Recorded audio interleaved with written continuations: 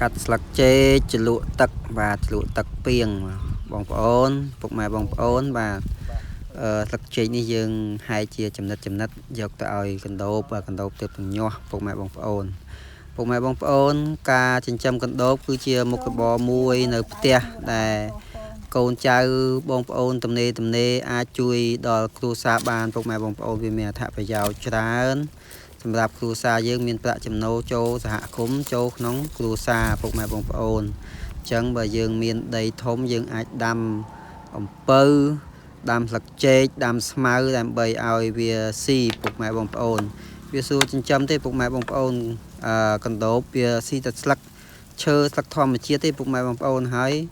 បើសិនជាយើងបរិភោគវាគោល្អដែរដោយសារវាអត់មានជាតិគីមីពុកម៉ែបងប្អូន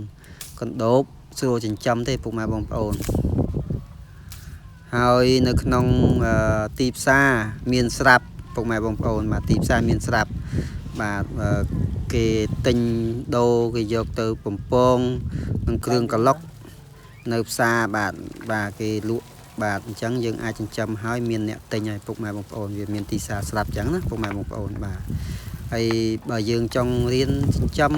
យើងមើលតាមវីដេអូតាម Facebook YouTube អីចឹងណាបងប្អូនបាទមានបងប្អូនខ្លះគាត់បង្ហាញពីការចិញ្ចឹមពីការភ្ញាស់ពីការថែទាំនិងដាក់ចំណីវាពុកម៉ែបងប្អូនហើយជាពិសេសទ្រុងពុកម៉ែបងប្អូនទ្រុងយើងត្រូវធ្វើម៉េចឲ្យស្អាតឲ្យល្អដើម្បីកុំឲ្យវាកូនកណ្ដូបនឹងវាចេញពុកម៉ែបងប្អូនបាទសម្រាប់ខ្ញុំទៅមិនចាប់ផ្ដើមដែរទេពុកម៉ែបងប្អូនដោយសារនៅក្រុងរុនតាឯកនេះសហគមន៍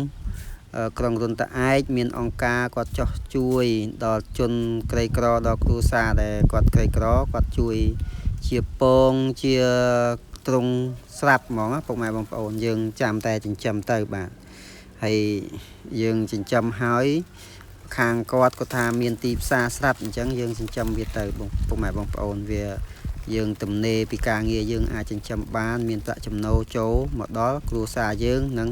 សហគមន៍ទូទៅបាទអាចបងប្អូនណាអាចធ្វើបានក៏ធ្វើទៅពុកម៉ែបងប្អូនបាទហើយរយៈពេលដែលយើងចិញ្ចឹមបានទទួលផលនោះក៏មិនយូរដែរពុកម៉ែបងប្អូនបាទមួយខែកន្លះយើងអាចចាប់លក់បានហើយពុកម៉ែបងប្អូនបាទចាប់ពីវាញាស់ទៅមួយខែកន្លះពុកម៉ែបងប្អូនអាចយើងលក់បានប្រាក់ចំណូលបានហើយខ្ញុំទំនេរក្រៅពីការងារគំនូរបស់ខ្ញុំឆ្លៀតមកពេលព្រឹកខ្ញុំដាក់ចំណីឲ្យវាខ្ញុំបាញ់ទឹកបាញ់អីចឹងទៅមើលថែសារវាពេលល្ងាចយើងដាក់ចំណីឲ្យវាម្ដងទៀតបាទអញ្ចឹងវាមួយថ្ងៃយើងឲ្យចំណីវាឲ្យស្លឹកឈើស្លឹកចេកវាស៊ី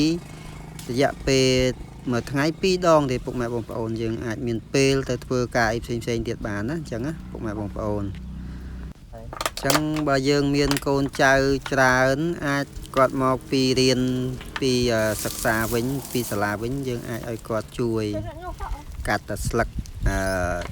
អំពៅស្លឹកចេកហ្នឹងយកមកឲ្យចំណីវាទៅបាទឲ្យវាស៊ីទៅហើយវាមិនមានការរវល់អីច្រើនទេពុកម៉ែបងប្អូនស្រួលចិញ្ចឹមបាទស្រួលចិញ្ចឹមហើយវានឹងផ្ដល់ផលឲ្យយើងវិញបាទ